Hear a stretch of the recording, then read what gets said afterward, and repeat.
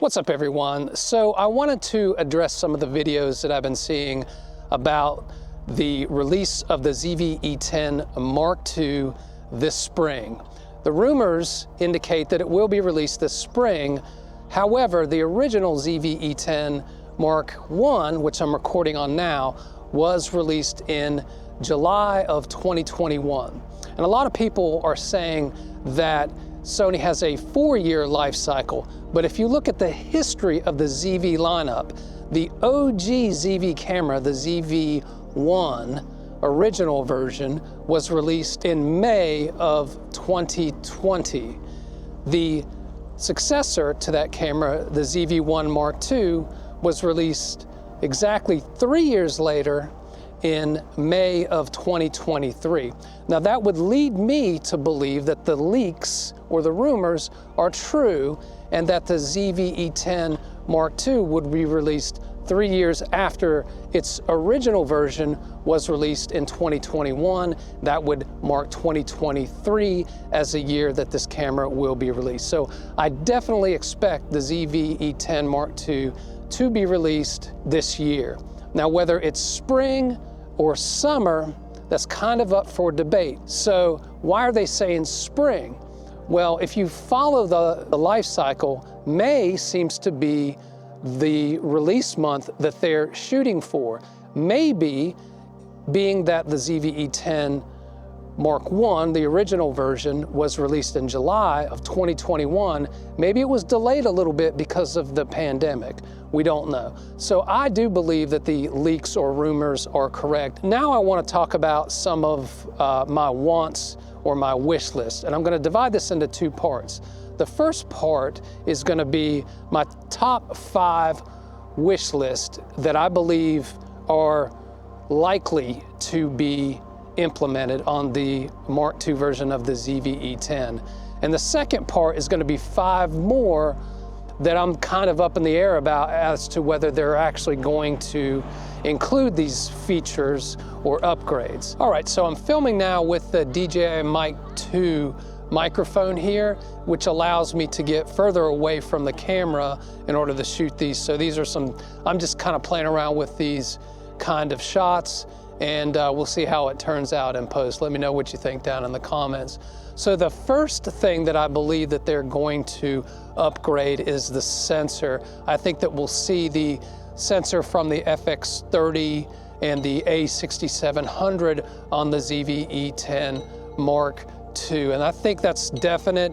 If not that particular sensor, we are gonna see an upgraded sensor that corrects or has less rolling shutter, especially in 4K. Speaking of 4K, I think that we're gonna see 4K 120 frames per second, which allows you to shoot in slow motion. I think some people are gonna say, well, maybe not, because a lot of the mirrorless cameras have just come out with 4K 120, but I mean, every single cell phones are starting to do it, and almost every single action camera already does it. And I think that's what the ZV-E10 Mark II is competing with now. The likes of the Pocket 3, the Action 4, the GoPro Hero 12, and I think we're gonna see that on the ZV-E10 Mark II, 4K 120. The third thing is I think it's going to be under a pound, which is about 450 grams, so it's gonna be lightweight,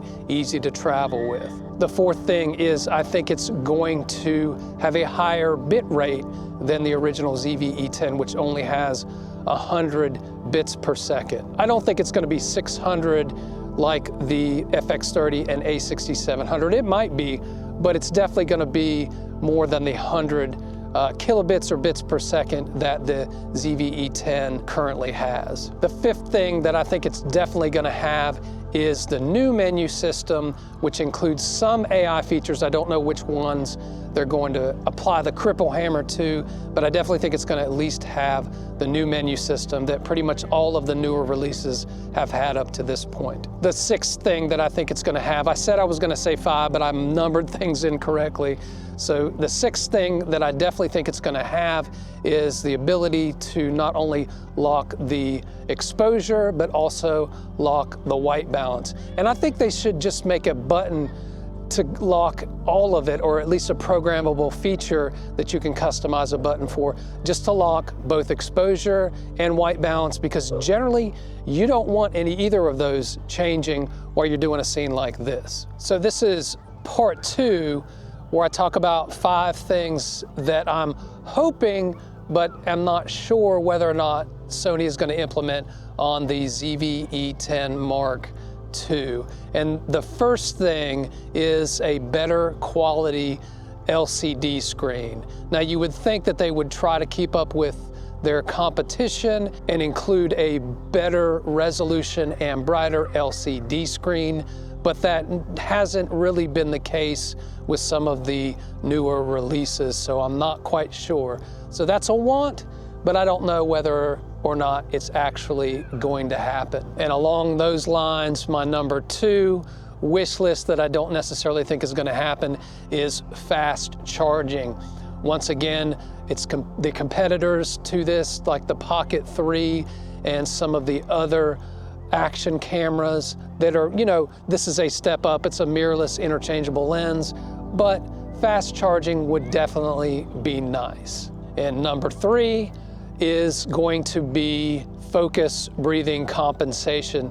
That seems to be more of a high-end feature. They've included it on both the FX30 and the A6700, but I think the cripple hammer is definitely going to get used in the case of focus breathing for the Sony ZV-E10 Mark II. The 4th thing is going to be more of the higher end AI features that they included on the A6700 and the ZV-E1, including auto framing, where the camera crops in and follows you around the frame. Now, that isn't that important to me. I've actually never used it on my Pocket 3 yet. I think it's a neat feature to have in the case when you do use it, but that's definitely not going to be a deal breaker for me. But I do think they may cripple hammer this one so they don't kill the sales off on the FX30 and A6700, because these cameras are going to continue to sell for many years to come. And the 5th and most important thing to me is IBIS, or in-body image stabilization. Now, this one's going to be a make or break feature for me.